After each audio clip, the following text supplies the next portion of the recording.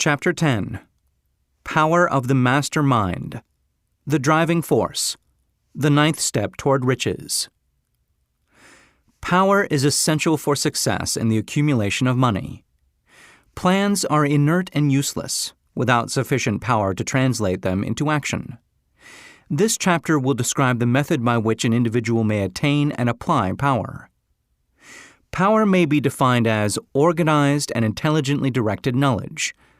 Power, as the term is here used, refers to organized effort, sufficient to enable an individual to transmute desire into its monetary equivalent. Organized effort is produced through the coordination of effort of two or more people, who work toward a definite end in a spirit of harmony.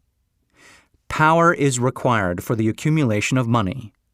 Power is necessary for the retention of money after it has been accumulated. Let us ascertain how power may be acquired.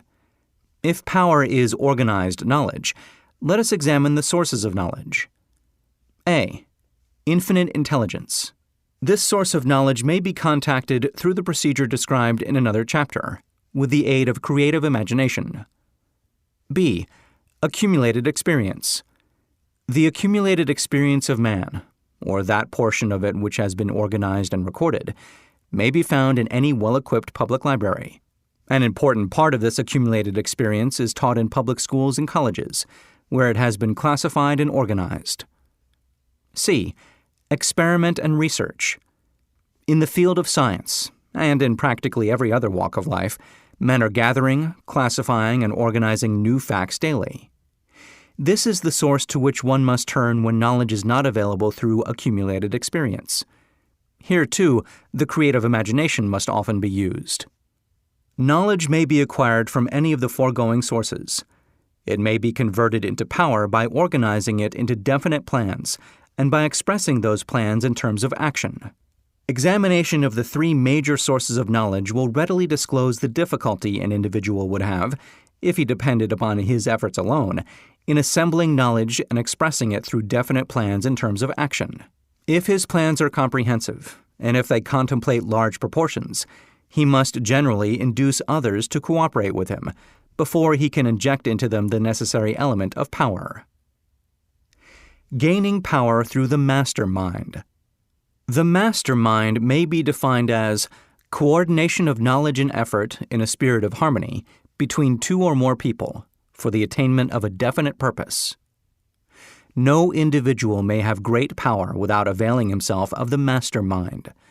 In a preceding chapter, instructions were given for the creation of plans for the purpose of translating desire into its monetary equivalent. If you carry out these instructions with persistence and intelligence, and use discrimination in the selection of your mastermind group, your objective will have been halfway reached, even before you begin to recognize it. So you may better understand the intangible potentialities of power available to you through a properly chosen mastermind group, we will here explain the two characteristics of the mastermind principle, one of which is economic in nature and the other psychic. The economic feature is obvious. Economic advantages may be created by any person who surrounds himself with the advice, counsel, and personal cooperation of a group of men who are willing to lend him wholehearted aid in a spirit of perfect harmony. This form of cooperative alliance has been the basis of nearly every great fortune. Your understanding of this great truth may definitely determine your financial status. The psychic phase of the mastermind principle is much more abstract, much more difficult to comprehend, because it has reference to the spiritual forces with which the human race as a whole is not well acquainted. You may catch a significant suggestion from this statement. No two minds ever come together without thereby creating a third, invisible, intangible force, which may be likened to a third mind. Keep in mind the fact that there are only two known elements in the whole universe, energy and matter. It is a well-known fact that matter may be broken down into units of molecules, atoms, and electrons. There are units of matter which may be isolated, separated, and analyzed.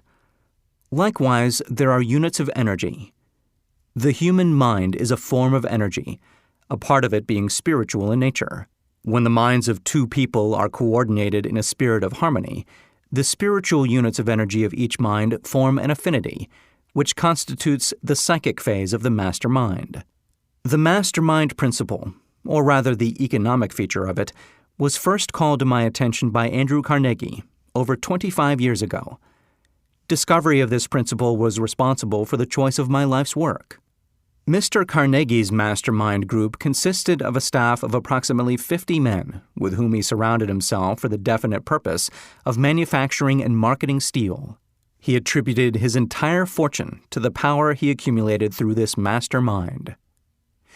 Analyze the record of any man who has accumulated a great fortune, and many of those who have accumulated modest fortunes, and you will find that they have either consciously or unconsciously employed the mastermind principle. Great power can be accumulated through no other principle. Energy is nature's universal set of building blocks, out of which she constructs every material thing in the universe, including man, and every form of animal and vegetable life. Through a process which only nature completely understands, she translates energy into matter. Nature's building blocks are available to man in the energy involved in thinking. Man's brain may be compared to an electric battery. It absorbs energy from the ether, which permeates every atom of matter and fills the entire universe. It is a well-known fact that a group of electric batteries will provide more energy than a single battery. It is also a well-known fact that an individual battery will provide energy in proportion to the number and capacity of the cells it contains. The brain functions in a similar fashion.